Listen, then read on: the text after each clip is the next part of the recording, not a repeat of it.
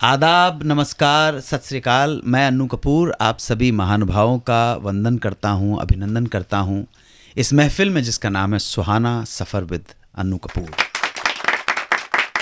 हमारी studio audience का भी हार्दिक स्वागत है। आज हम बात करेंगे हिंदी सिनेमा के उस दौर की, उस साल की जिस साल 100 से ज़्यादा फिल्में रिलीज़ तो हुई मगर हिट रहीं केवल 10 फिल्में। ये वही साल था जब फिल्में बनाने में सेंचुरी तो लगा ली मगर मैच जीत नहीं पाए। ये साल है 1977 का। तो चलिए अब आपको लेकर चलता हूं साल 1977 के सफर में, जहां मनमोहन देसाई ने किया कमबैक और खेल डाली अपनी दूसरी इनिंग सक्सेसफुली। 1977 से जुड़ी फिल्मों का और किस्से कहानियों का यह सुहाना सफर सिर्फ 92.7 बिग एफएम पर। बात करेंगे 1977 की सबसे बड़ी film, blockbuster film Amar Akbar Anthony. इस फिल्म को डायरेक्ट किया था मनमोहन देसाई ने और फिल्म भी उन्होंने ही प्रोड्यूस की थी। कहानी में जो क्रेडिट जाता है श्रीमती जीवन प्रभा एम देसाई, कादर खान, प्रयागराज, पुष्पा शर्मा और के शुक्ला।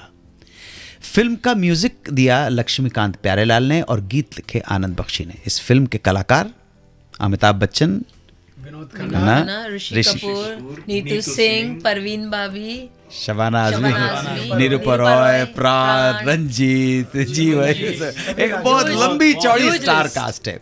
जब मनमोहन देसाई ने ये कहानी अमिताभ बच्चन को सुनाई तो उन्हें एंथनी का कैरेक्टर उस वक्त समझ में नहीं आया। अमिताभ बच्चन ने कहा, मैं इस कैरेक्टर को ठीक से समझ नहीं पा रहा हूँ, ये किस तरह का कैरेक्टर है। तब मनमोहन देसाई ने कहा कि अमित, ये मेरा दावा है कि तुम्हें इस कैरेक्टर के नाम से ही एक दिन जाना जाएगा। मनमोहन देसाई पे अमिताभ बच्चन ने विश्वास किया और यस कह दिया, और बिल्कुल सही कहा था मनमोहन देसाई ने। उसके बाद एंथनी गोंजाल्विस के नाम से मशहूर हो गए। ये फिल्म मनमोहन देसाई ने अपने जीवन के उस पड़ाव पर बनाई थी जब उनकी जिंदगी कुछ थमने सी लगी थी, टूट गए थे, अकेले पड़ गए थे, क्योंकि उनकी पत्नी जो उनकी प्रेरणा थी, ताकत थी, हिम्मत थी, अचानक चली गई। पत्नी की डेथ के बाद मनमोहन देसाई बुरी तरह से टूट चुके थे, खुद को बहुत ही तन्हा, अकेला महसूस कर रहे थे।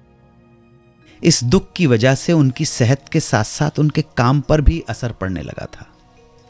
वो दिन ब दिन खुद से और फिल्मों से दूर होते चले जा रहे थे। करियर में एक ठहराव और एक इनर्शिया सा आ गया था।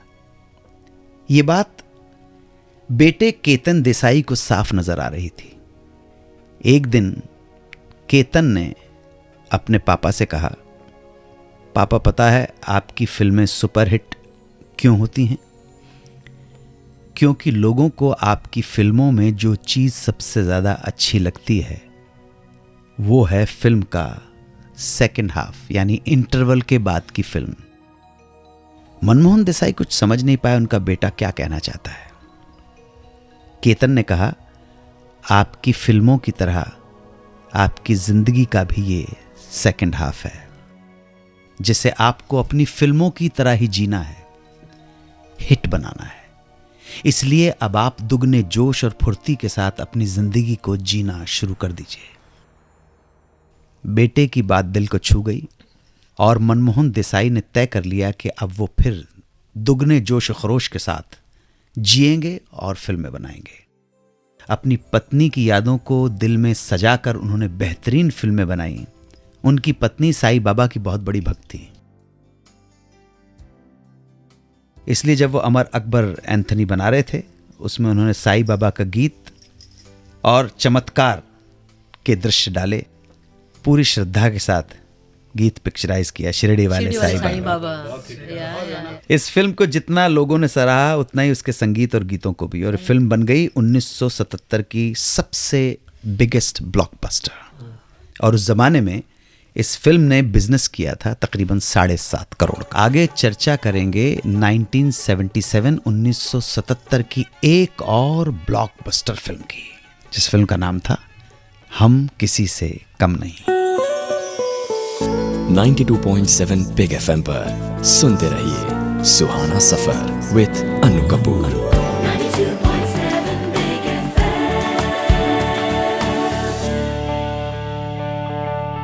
1977 की third most commercially successful film Hum Kisi Se Kam Nahin, directed by and produced by great Nasir Hussain. Film की स्टोरी लिखी थी सचिन भौमिक ने, आनंद बख्शी के गीत और फिल्म का म्यूजिक राहुल देव बर्मन। फिल्म के कलाकार काजल किरण, तारिक अमजद खान, लीना चंदावरकर एंड हीरो ऋषि कपूर। ये 4 सितंबर को पैदा होने वाला ये कलाकार ऋषि कपूर को सबसे पहले फिल्मों में दर्शकों ने देखा मेरा नाम जोकर में। मेरा नाम जोकर के बाद ये एज हीरो आए फिल्म बॉबी। तो सब सोचने लगे कि ग्रेट पिता राज कपूर ने अपने बेटे ऋषि कपूर को लॉन्च किया है, लेकिन ऋषि कपूर ने अपने एक इंटरव्यू में साफ खुलासा कर दिया है कि ऐसा कुछ नहीं हुआ है।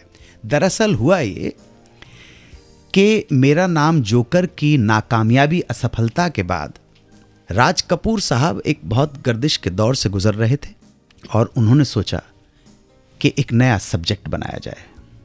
वो नहीं चाहते थे कि जो डिक्लेयर्ड उस वक्त के हीरो हीरोइन जो स्टार्स हैं उनको लेकर कुछ काम करें, इसलिए उन्होंने डिम्पल कपाड़िया को जहन में रखकर बॉबी फिल्म ख्वाजा अहमद अब्बास साहब से कहानी लिखवाई। समझे आप? अब उनके सामने समस्या थी कि बॉबी को लॉन्च करना था। देखिए फिल्म का नाम भी बॉबी है, फीमेल ओरिएंटेड फिल्म है, हीरोइन ओरिएंटेड फिल्म है। उन्होंने कहा मैं बाहर से कोई हीरो लेता हूं, वैसे ही बजट की प्रॉब्लम है, तो अचानक घर में ही मेरा बेटा है ऋषि कपूर कि भाई अपने कहते हैं बच्चा तू ही आ जा बेटा। इस तरह से उन्होंने अपने बच्चे को हीरोइन को लॉन्च करने के लिए, डिम्पल कपाड़िया को लॉन्च करने के लिए अपने बेटे को हीरो बना दिया। ठीक है, इस तरह से by default Rishi Kapoor hero बन गए। अब हुआ क्या, 1973 में बॉबी रिलीज हुई और बॉबी के रिलीज होने के बाद डिम्पल कपाड़िया बन गई हीरोइन और साथ साथ स्टार बन गए ऋषि कपूर भी। लेकिन डिम्पल कपाड़िया ने अपनी उम्र से 16 साल बड़े सुपरस्टार राजेश खन्ना से शादी कर ली।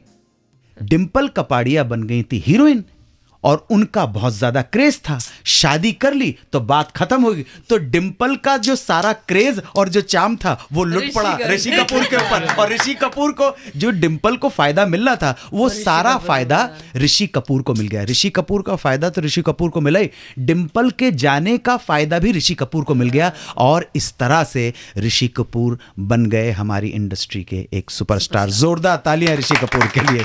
एक इनकम टैक्स कमिश्नर से क्यों हो गया पंगा, झड़प आनंद बख्शी की, और फिर क्या हुआ बताऊंगा थोड़ी देर में। 92.7 बिग FM पर सुनते रहिए सुहाना सफर विद अनु कपूर।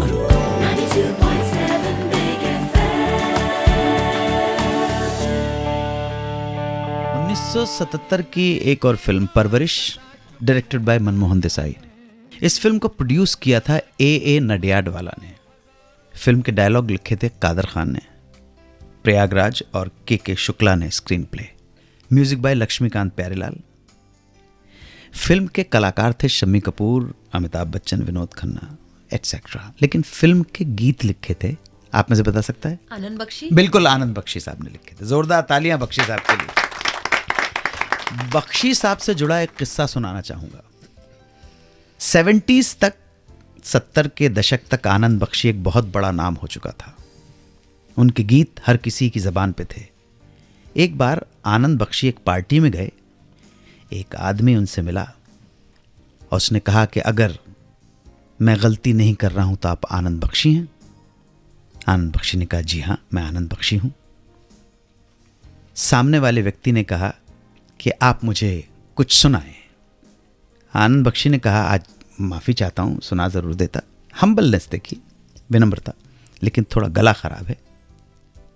यहाँ मैं आपको बता दूं कि आनंद बख्शी खुद गाना भी गाते थे, उन्होंने गाए भी हैं 2 गाने।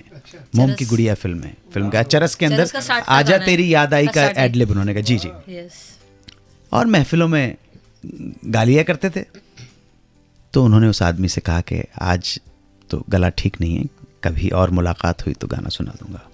मगर वो आदमी पीछे पड़ गया, हाथ धो के पीछे पड़ गया और आनंद बख्शी से कहने लगा कि आपको पता नहीं है कि आप किसे गाना सुनाने जा रहे हैं, आपको ये पता नहीं है कि आपने किसको गाना सुनाने से इनकार कर दिया है, जानते नहीं हो कि मैं कौन हूं। बड़ी देर के बाद जब आनंद बख्शी का पारा सब्र का चुकने लगा तो उन्होंने कहा कि बताइए साहब आप कौन हैं। तो उस आदमी ने बहुत एरोगेंटली कहा कि तुम्हें हिम्मत कैसे हो गई मुझे मना करने की, मैं इनकम टैक्स कमिश्नर हूं। तो आपको मालूम है आनंद बख्शी साहब ने क्या जवाब दिया? बख्शी साहब ने कहा, जनाब इस दुनिया में आप जैसे भारत में इनकम टैक्स कमिश्नर सैकड़ों हजारों लाखों होंगे, लेकिन इस पूरी दुनिया में आनंद बख्शी सिर्फ और आज आप इनकम टैक्स कमिश्नर हैं, कल कुर्सी चली गई तो रहें न रहें किसने देखा है, मगर आनंद बख्शी आज भी है और कल भी रहेगा अपने गीतों के जरिए।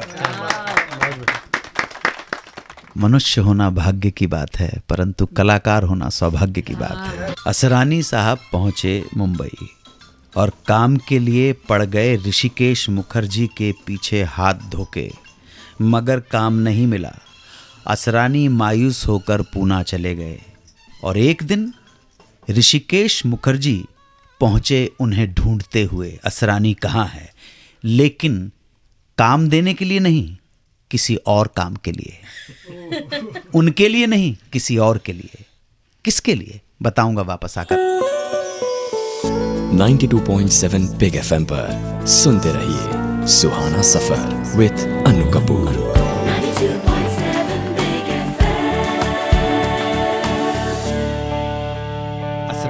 असरानी हिंदी सिनेमा का एक ऐसा नाम है जिसने अपने अभिनय से सबका मन मोह लिया, मगर इस स्टारडम को छूने से पहले कितने पापड़ बेलने पड़े ये कोई नहीं जानता। तो चलिए सुनाता हूं असरानी को कैसे मिला फिल्मों में चांस, कितनी जद्दोजहद करनी पड़ी एक चांस की खातिर। अच्छे कलाकार तो थे, लेकिन एक वक्त था कि लोग कहते थे यार तुम हीरो कहीं से नहीं लगते और विलन के लिए फिट नहीं हो और रोमांटिक रोल तो सवाल ही पैदा नहीं होता और कॉमेडियन तुमसे बेहतर पड़े हैं, इसलिए कोई तुम्हारा ऑडिशन नहीं लेता। कुछ नहीं है। लेकिन असरानी साहब धुन के पक्के थे, फिल्मों के लिए दर बदर भटकते रहते, खास करके डायरेक्टर ऋषिकेश मुखर्जी के दरवाजे के पीछे पड़ गए। हर चौथे दिन उनके ऑफिस टपक पड़ते और ऋषिदा ये कहकर टालते रहते कि जब कुछ अच्छा होगा तब मैं जरूर बताऊंगा। 2.5 साल निकल गए, लेकिन बात नहीं बनी। उनकी ये गर्दिश की हालत देखकर फिल्म इंस्टीट्यूट के प्रिंसिपल को तरस आ गया और उन्हें एक्टिंग इंस्ट्रक्टर की नौकरी करनी पड़ी। प्रिंसिपल साहब ने बुलाया होगा कि भाई कुछ नहीं कर रहे तो भाई एक्टिंग ही सिखा दो। मरता क्या ना करता, असरानी साहब मान गए और नौकरी करने लगे। अब किस्मत का खेल देखिए कि एक बार ऋषिकेश मुखर्जी वहां आए और असरानी को ढूंढने लगे। असरानी साहब मिल गए और ये सोच के खुश हो गए कि लगता है कि आज तो ऋषिकेश मुखर्जी खुद मुझे ढूंढते हैं, किस्मत चमक उठी। मगर ऋषिदा ने पूछा, असरानी ए जया भादुड़ी कौन है? ये उसको जरा बुला के ला। असरानी साहब के दिल पे कितने पत्थर पड़े हो गए तो वो जाने। लगा तो था कि शायद उम्मीद की कोई किरण के साथ आए हैं, लेकिन या तो किसी और को ढूंढ रहे थे। खैर साहब अपने आप को कंपोज किया असरानी साहब ने और जया भादुड़ी को बुलवाया गया। जया वहां आई, ऋषिकेश मुखर्जी बातें करने लगे। उन्होंने ऋषिकेश मुखर्जी के असिस्टेंट गुलजार, उस वक्त ऋषिदा को असिस्ट किया करते थे गुलजार साहब, उनसे मदद मांगी। असरानी साहब ने कहा अरे भाई कुछ तो दो। गुलजार साहब ने उनकी डायरेक्ट तो कोई मदद नहीं की, लेकिन हल्के से उनके कान में एक बात डाल दी कि ऋषि दा एक फिल्म बना रहे हैं, उसकी कास्टिंग अभी हुई नहीं है, फिल्म का नाम है गुड्डी। गुड्डी सुनकर असरानी जी के मन में एक बार फिर और लड्डू फूट पड़ा और उन्होंने डिसाइड कर लिया कि वो अब ऋषि दा को अप्रोच करके दम लेंगे। अब वो फिर इंतज़ार करने लगे कि जैसे ही मिलेगा मुंबई जाने का चांस तो ऋषि दा के ऑफिस में जाके एक बार फिर ऑडिशन दे आऊँगा। इसी बीच जया भादुड़ी के ऑडिशन की चिट्ठी आई तो उन्होंने ठान लिया कि अगर घी सीधी उंगली से नहीं निकलेगा तो उंगली तो टेढ़ी करनी पड़ेगी। और पहुंच गए सीधा ऑडिशन देने जया के पीछे पीछे। ये चिट्ठी में पता पड़ गया उनको कि जया को बुलाया गया है। अब ऋषि दा भी क्या करते, बेमन से भाई आई गए हो तो अब ऑडिशन दे दो। ऑडिशन दे डाला, लेकिन ऑडिशन देखने के बाद ऋषि दा इतने इम्प्रेस हुए कि उन्होंने असरानी साहब को आखिरकार साइन कर डाला और आखिरी तक अपने साथ हर एक फिल्म में काम करवाते रहे। 1977 में असरानी साहब ने बहुत सारी फिल्मों में तो काम किया था, लेकिन इस साल उनकी एक फिल्म, जिस फिल्म में वो थे, वो काफ़ी बड़ी हिट रही थी। इस फिल्म का नाम था अनुरोध। अनुरोध को डायरेक्ट किया था शक्ति सामंत ने, म्यूजिक बाय लक्ष्मीकांत प्यारेलाल। इस फिल्म की star cast Rajesh Khanna, Vinod Mehra and Asrani. Dharmendra ने एक रात पी डाली कब्ज मिटाने वाली ईसबगोल की पूरी बोतल। क्यों क्यों सुनाऊंगा थोड़ी देर में। 92.7 बिग एफएम पर सुनते रहिए सुहाना सफर विद अनु कपूर।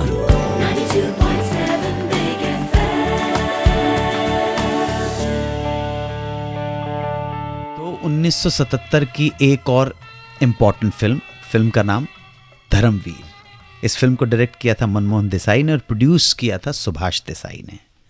म्यूजिक लक्ष्मीकांत प्यारेलाल, आनंद बख्शी के गीत और फिल्म के कलाकार थे जीनत अमान, जितेंद्र, नीतू सिंह, प्राण, Indrani Mukherjee, Jeevan Ranjeet and above all Dharmendra. जोरदार तालियां धर्म जी के लिए।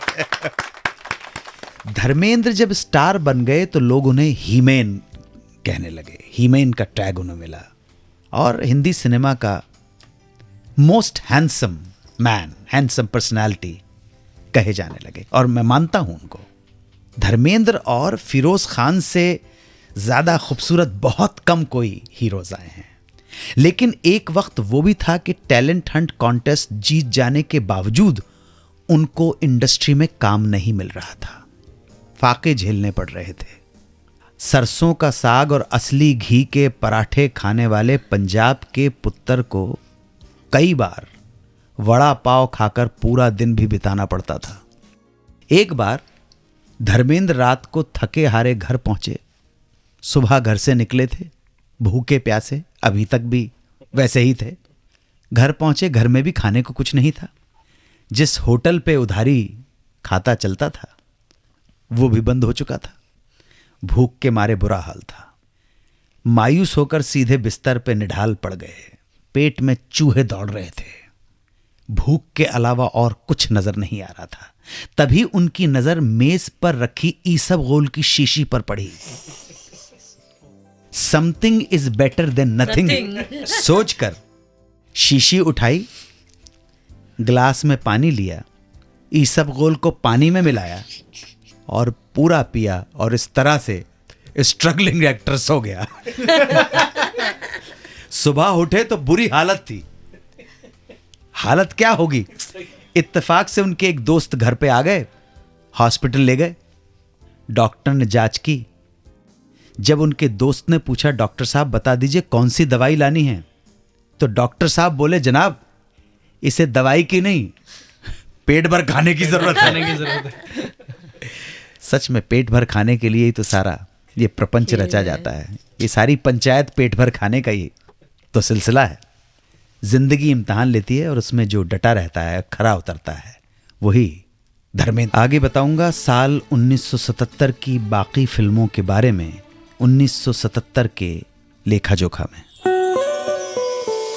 92.7 बिग एफएम पर सुनते रहिए सुहाना सफर विद अनु कपूर।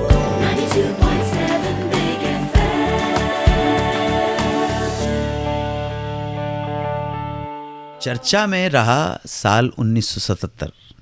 साल 1977 में 100 से ज़्यादा फिल्में आई। मैं पहले भी आपको बोल चुका हूँ, फिल्में हिट रही केवल 10। 100 फिल्मों में से 10 फिल्मों का हिट रहना बुरी निशानी नहीं है। मेरे हिसाब से तो हिट का परसेंटेज हमारी फिल्म इंडस्ट्री में लिटिल लेस देन 5 और 6% है। ये वही साल था जिस साल एक्टर जॉय मुखर्जी ने भी एक फिल्म डायरेक्ट की। फिल्म का नाम था छैला बाबू। इसमें स्टार कास्ट थी राजेश खन्ना और जीनत अमान। फिल्म का संगीत लक्ष्मीकांत प्यारेलाल ने दिया था। इसके गीत किशोर कुमार और आशा भोसले ने गाए थे। ये फिल्म जॉय मुखर्जी के डायरेक्शन के करियर की एकमात्र हिट फिल्म थी। इस फिल्म ने उस जमाने में 4 करोड़ का बिजनेस किया था। Not bad. हाँ, राजेश खन्ना की एक और फिल्म आई थी आईना, जिसे डायरेक्ट किया था के बालाचंद्र ने। म्यूजिक दिया था नौशाद साहब ने।